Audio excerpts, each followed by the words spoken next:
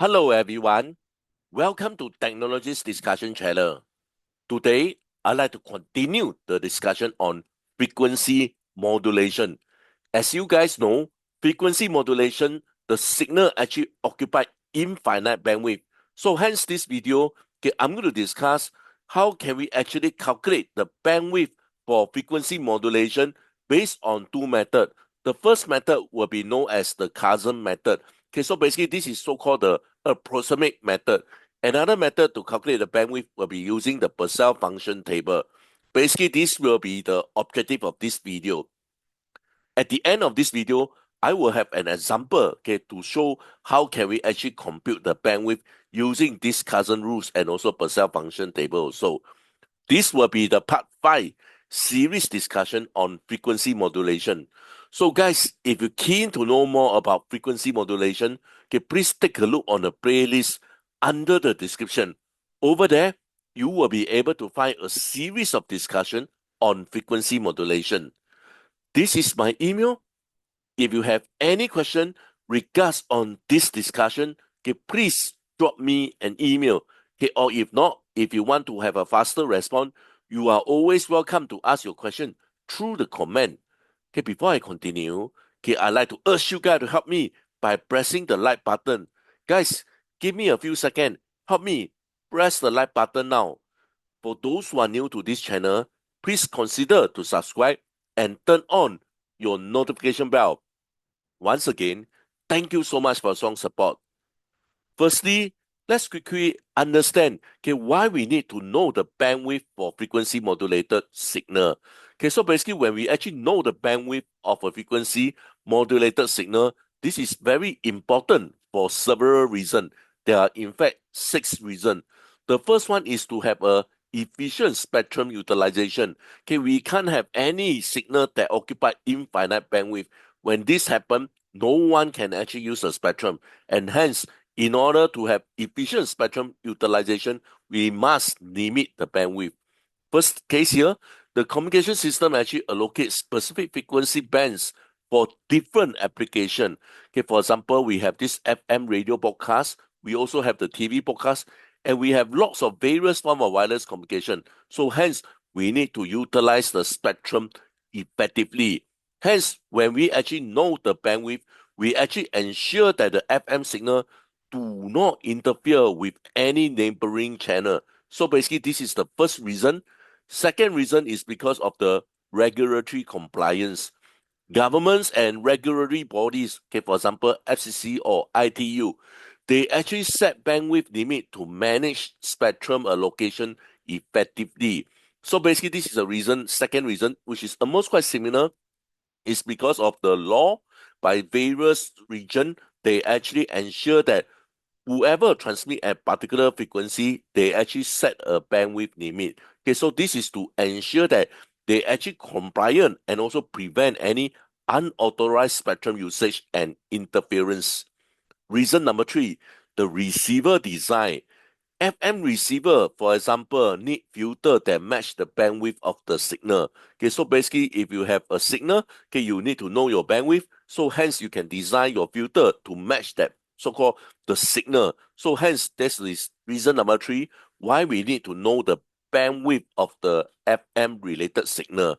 So a filter that is too narrow, they may cut off important signal components, leading to distortion. And a filter that is too wide, they may allow unwanted noise and interference. So let's move on to the fourth reason. So it's in terms of signal quality and also noise performance. A wider bandwidth actually provides signal fidelity but may require more spectrum, while a narrow bandwidth may lead to signal degradation and increased noise. So basically this is reason number 4 why we need to know the bandwidth for frequency modulation. The fifth one will be the trade-off between bandwidth and power. FM signal with high frequency deviation actually require more bandwidth, but they actually offer better noise immunity. Knowing the bandwidth actually help to optimize the trade-off between power efficient and spectrum usage. Factor number 6 is basically on multiplexing and system design. in multi-user communication system, okay, for example, cellular network, satellite communication, okay, the bandwidth knowledge actually ensure multiple signal actually can coexist without any interference. So basically, these are the 6 reasons why we need to know the bandwidth for frequency modulated signal. Let's come to the theory aspect, how we actually can calculate the bandwidth. Okay, so in short, as I mentioned on the part 4 series, I actually have discussed how can we actually calculate the bandwidth using this Bessel function. Okay, so in a theory manner, okay, the FM signal actually has an infinite number of side frequency. As you can see from here, it actually has infinite sets of side frequency, and hence, okay, we actually have an infinite bandwidth, which is not practical at all.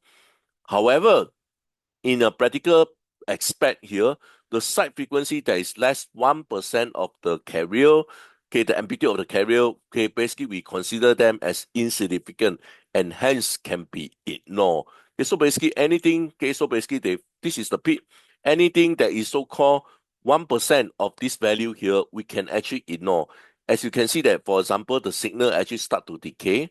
So the further away it is, the so-called the chances to have a lesser amplitude. Okay, so therefore, when they are actually so-called less than 1% of the amplitude of the carrier, okay, then we can consider them as insignificant, and hence we will ignore them and will not compute in the outcome. Hence, the bandwidth for FM based on the Bessel function is basically governed by this equation. I have discussed this on the part 4 series. Let me give you some idea. You can see that there are actually 2 parts, one on the left-hand side, the other one is on the right-hand side. So basically, that's the reason why we need to have the 2. Okay, so this is the M, basically the significant side frequency here. So if you understand the definition of bandwidth, it's always the highest frequency minus the smallest frequency or the lowest frequency. So hence this will be the bandwidth, let's say for this region here.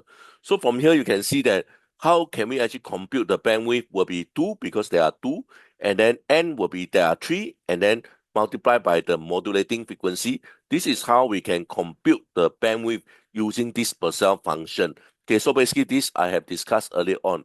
Okay, but mainly for this video, I will concentrate on this so-called method to calculate the bandwidth for frequency modulated signal, which is the Carson's rule. Okay, so another expression that is known as Carson's rule, okay, basically they are able to use to so-called approximate the bandwidth of the FM signal. Okay, so I like to emphasize the meaning of approximate, which means that this is just an estimate rather than the accurate calculation. So this bandwidth calculation is so-called approximate bandwidth rather than the actual size of the bandwidth. So basically you can see from here, this is the bandwidth calculation if we use this Carson rule. This is how we calculate the bandwidth of frequency modulated signal. Okay, so basically, let's do some definition here.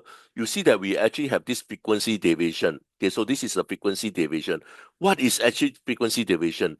Okay, so this is determined, okay, by the amplitude of the modulating signal and the modulation index. Okay, it represents how much the carrier frequency actually varies from its center frequency. Okay, I have discussed this on my earlier discussion. Okay, let me give you some example. So this is actually the carrier frequency. So basically, as I mentioned, this over here, this so-called frequency deviation, okay, basically they will shift onto the right and they will also shift to the left. So basically, this will be the maximum so-called vary that is actually so-called with respect to the center frequency. So this is how we define as frequency deviation. As for modulating signal frequency, okay, so basically you can see from this diagram here, this is actually the modulating signal, which is the baseband signal or intelligent signal. So hence we just need to obtain the highest frequency component that is actually present in the modulating signal. So this is where we put under this FM. So over here you can see that bandwidth is actually equals to 2 over the frequency deviation plus the frequency of the modulating signal. So basically, this is how we can compute the Carson rule. Over here, you can see that this method to calculate is much more easier as compared to Bessel function table. For Bessel function table, you need to have the table in order to compute the bandwidth. But over here, you can see that how we can calculate is much more easier. Okay, we don't need to have any reference in order to calculate the bandwidth for frequency modulated signal. Okay, so the Carson rule, okay, is basically a formula that mainly, okay, I like to highlight this again, which is used to estimate the bandwidth of a modulated signal. It actually provides a very straightforward method based on the modulation index. They actually encompassing 98% of the signal power to calculate the necessary bandwidth for transmission without significant distortion. Okay, the rule is particularly useful in communication system where efficient utilization of the frequency spectrum is actually critical. Okay, so basically this is the formula, okay, to calculate the bandwidth for frequency modulation using Carson rule. Okay, so one of the limitations when we actually implement this Carson rule is while Carson rule is a very useful approximation, okay, it may not be that accurate for all scenario, okay, especially when the modulation index is very high or very low. Okay, so basically under these two extreme case, then we will not use this Carson rule to calculate the bandwidth. Okay, so basically this is what you want to mention.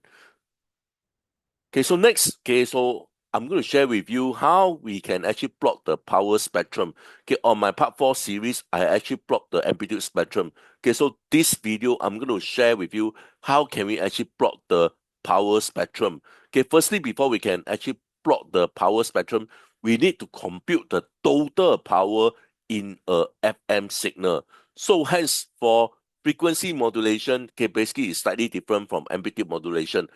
From amplitude modulation, you can see that how we can compute the power. There are actually three different formula to compute the power for amplitude modulation based on whether they are double sideband, okay, full carrier, double sideband suppressed carrier, or single sideband suppressed carrier. So basically over here you can see that they actually have three different so-called power equation to compute the total power. But for FM signal, okay, so basically the total power will be the same regardless of the condition. It is always the total power, okay, that is actually equals to the power of the unmodulated carrier, okay, as the peak amplitude of the modulated carrier remain at the value of the unmodulated carrier. Okay, so basically in short over here, okay, the total average FM power is always equals to the average power in the unmodulated carrier. Okay, so basically this is the equation, okay, to compute, okay, the total power for frequency modulation, which is EC squared over 2R, okay, which is the same as the carrier power, as you can see from this equation here. Okay, the power of FM signal is actually distributed across the carrier and also the side frequency as shown in the power spectrum. Okay, so later on I will show this to you. Basically, in short, over here, basically the total power for FM is basically also the same. Okay, basically the total power is spread across the carrier and also the side frequency, as you can see from the power spectrum. Okay, so basically this is what we have done on the part 4 series discussion. I have discussed how can we actually compute or how we actually can plot the amplitude spectrum. Okay, so this video, the objective is to plot the power spectrum, slightly different from amplitude spectrum. Okay, but I will say that if you understand how I actually plot the amplitude spectrum, you just need to use different set of equation to plot the power spectrum. Over here, you can see that they are actually J naught squared multiplied by the total power, which is also the power of the carrier. So basically, this is how we plot the power spectrum. Okay, so later on, I will have an example to show it to you. How can we actually plot the power spectrum? And before I continue, guys, again, like to urge you to help this channel. Okay, so if you have learned something from this video, please help to like this video and also subscribe to this channel if you are new and turn on your notification. Okay, let's come to the example. Okay, how we actually can plot the power spectrum. Okay, so let's take a look on the example. An FM signal. Okay, so basically this is a FM signal. Okay, so basically this is what we call the general expression to express the FM signal. Okay, so basically they are applied to a 50 ohm antenna. Okay, so there are several tasks. Okay, I think the first these three tasks is quite straightforward. The first task is to determine the modulating signal. The next one will be the modulation index. the third part here is actually the peak frequency deviation. Okay, so later on I'll show you how we actually can obtain that. So how can we actually compute the total power? Okay, earlier on I did mention that the total power is also the same as the carrier power. Okay, so we will compute the total power. And over here you can see that we need to compute the bandwidth, okay, using two methods. One will be using the Bessel function, another one will be using the Carson rule. So later on, you probably can see from this example, the two methods that we calculate the bandwidth, the answer is not identical. So basically, the Carson rule is approximate, but Bessel function table is actually accurate. So hence, this is a preferred method, but this is much more easier to apply to compute the bandwidth. And then last but not least, draw the power spectrum. Okay, let's come to the first three tasks. Okay, so basically, this is the question. This is what we call the general frequency modulated signal, and we can do simple form of so-called inspection. We should be able to obtain the modulating signal, the modulation index, and also the peak frequency deviation. Let's take a look here. So if you compare, this will be the EC, this will be the FC, this will be the modulation index, this will be the frequency of the modulating signal. So hence, the modulating signal is equals to 500 kilohertz. We simply do it by inspection. Next will be the modulation index. Okay, so again, by inspection, you should be able to find that the modulation index is equals to 0.5. Next over here, the peak frequency deviation. Okay, so basically, if you still recall, this is the equation, okay, to compute. Okay, so basically, I just move the frequency deviation here, and this actually cross multiply. So hence, this is equals to 0.5 multiplied by 500, and therefore, I compute that the peak frequency deviation is equals to 250 kilohertz. Next, okay, so next come to the total power. Okay, so as I mentioned earlier on, this total power will be the same for the carrier power. It's simply EC squared divided by 2R. Okay, so if you still remember on the EC, we actually obtain is 20, as you can see from here. So therefore, I put 20 here and we compute this is 4 watts. Okay, one thing I want to highlight, this equation is actually so-called the peak power, okay, not the RMS. Okay, please be very careful. Okay, so because if you see this 2R, you know that this will be the peak value rather than the RMS value. So please be very careful. So from here, I compute that the total power is equals to 4 watt. Okay, so the next task I'm going to do is basically to compute the bandwidth using two methods. One is to use the Bessel function method. Another one is to use the Carson method.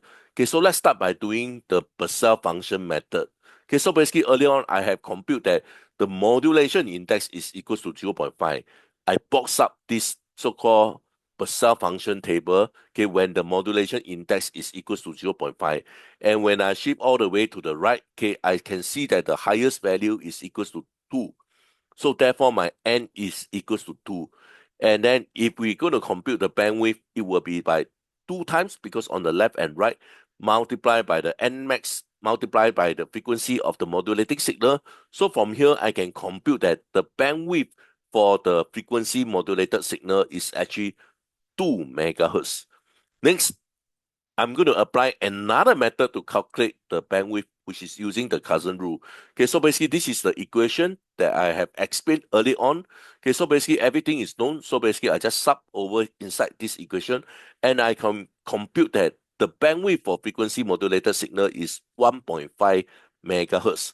One thing I want to highlight, you can see that we are actually having two different answers for bandwidth, but this is what we call the accurate one. This is what we call the estimate or approximate method. So basically with this, we actually can say that the bandwidth for the frequency modulated signal is actually 2 megahertz. And using the Carson rule, okay, the result is quite near, and this is therefore is so-called the approximate method, which is 1.5 megahertz. Okay, but as I mentioned earlier on, this method to calculate the bandwidth is much more straightforward. As for Bessel function table, you still need to look at the table before you can compute the bandwidth for frequency modulated signal. Okay, let's move on. Okay, so this will be my last slide. Let's move on to the power spectrum. Okay, so again, if you put everything onto a table, it will be much more easier to compute. Okay, so basically it is the same, okay, as compared to the amplitude spectrum. Okay, right in the middle is always the carrier frequency. So over earlier on, I did on the table here. Okay, so basically the carrier is 10 to the power 8. Okay, so from here I can actually compute that the carrier frequency is actually 100 megahertz. So this is 100 megahertz. If you still remember, the separation is by FM. Okay, so basically the FM is actually, if you still remember, FM is, what's the FM value? Okay, so you can see from here, the FM value is equals to 500 kilo. So therefore, from here, you can see that I have FM here. So hence, this is 100.5. I have another FM here. So hence, this is 99.5. And if you still remember, we have computed that the N is equals to 2. So I have another set of so-called significant side frequency. So again, this will be another FM. So over here, you can see that the frequency is 101, and over here, the frequency is actually 99. So basically, these are the significant side frequency that actually dominate the frequency modulated signal. Okay, so now let's take a close look. How can we actually compute the power level? Okay, so basically, this is the equation that I mentioned earlier on. And if you still remember, okay, we actually compute the total power or the carrier power is equal to 4 watts. Okay, so basically this Jn squared, okay, basically is the component that we actually obtain from the Bessel function table. Over here, you can see that I denote the J0, J1, and J2.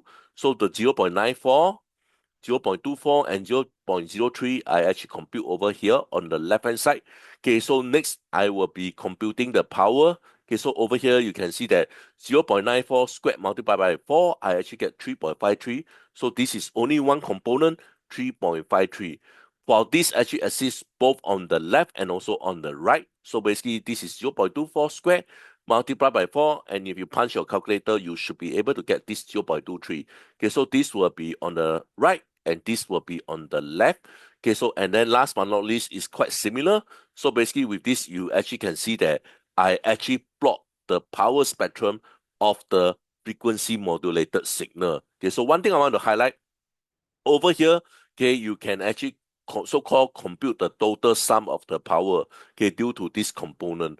Okay, so basically you can see that I actually do the sum 3.53, okay, plus 0.23, plus 0.04, and then plus 0.23 and plus 0.04. Okay, you can compute that the total power is actually equals to 4 watt. So basically this is what I mentioned earlier on. The total power will be actually spreading, okay, across all the signal over here. Okay, so basically this is something to note. Okay, so basically they are the same, okay, as the unmodulated carrier power. Okay, so with this, I'd like to end my discussion. Okay, please sub to like and subscribe. Once again, thank you so much for your strong support. I hope to see you guys soon. Bye for now. Thank you.